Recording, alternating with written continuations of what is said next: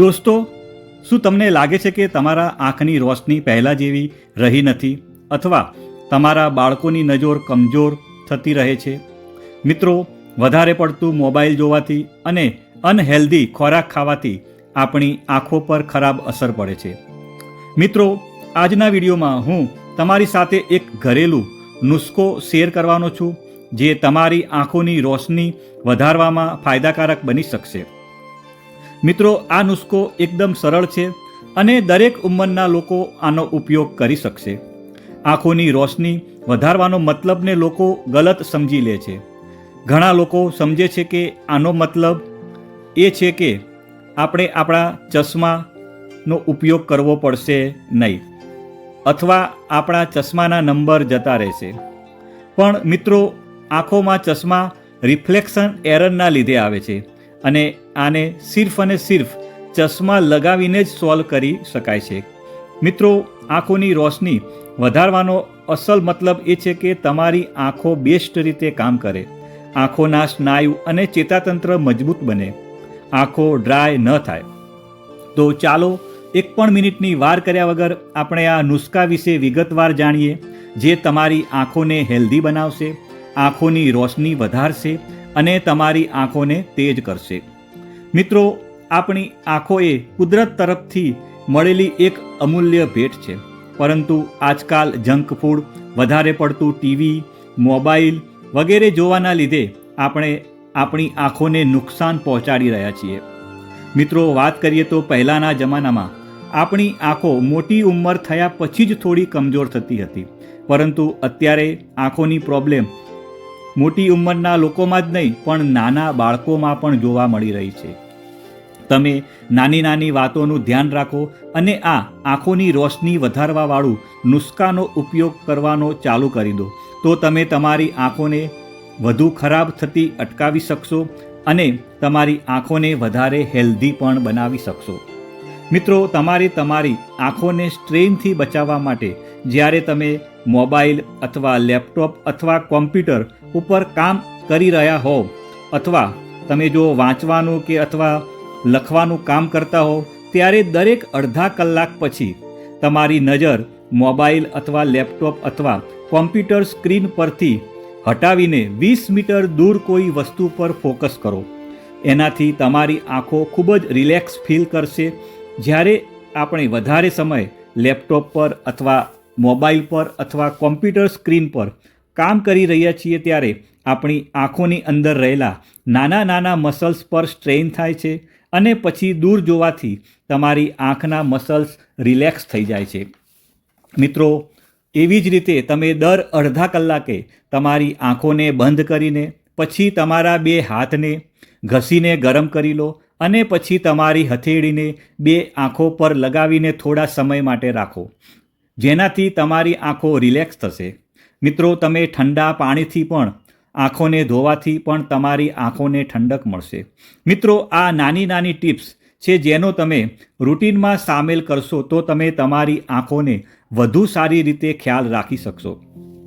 અને સાથે સાથે આજના વિડીયોમાં હું તમને જે નુસ્ખો બતાવવાનો છું તેનો તમે ઉપયોગ કરશો તો તમારી આંખોને વધુ સારી હેલ્ધી બનાવી શકશો.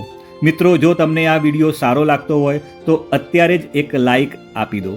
મિત્રો, આજનો નુસ્ખો વિશે જો વાત કરીએ તો આપણા વડીલો ઘણા બધા પહેલા સમયથી આનો ઉપયોગ કરતા હતા અને મને એમ થયું કે લાવો આ જે નુસ્ખો છે એને તમારા જોડે શેર કરું. મિત્રો, આ નુસ્ખા વિશે મેં ઘણો બધો અભ્યાસ કર્યો, એના ઉપર રિસર્ચ કર્યું અને પછી મને એમ લાગ્યું કે ખરેખર આ નુસ્ખો ખૂબ જ ઉપયોગી છે.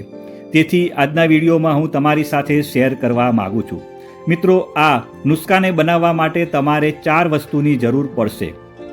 પહેલી વસ્તુ છે વરિયાળી, બીજા નંબરની વસ્તુ છે કાળા મરી, ત્રીજા નંબરની વસ્તુ છે બદામ અને ચોથા નંબરની વસ્તુ છે દોરીવાળી સાકર અથવા એને કહેતા હોય છે કે ધાગેવાળી મિશ્રી.